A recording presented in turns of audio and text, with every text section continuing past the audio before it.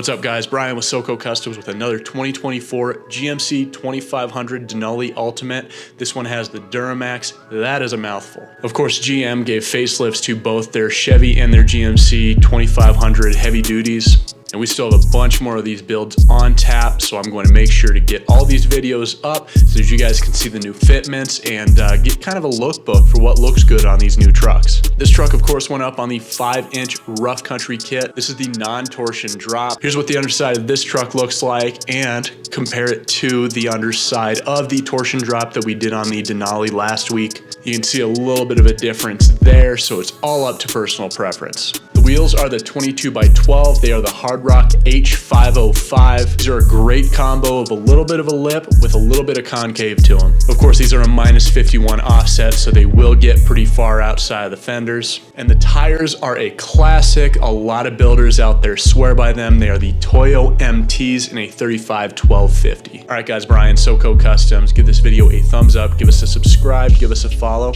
and we're gonna see you in the next video.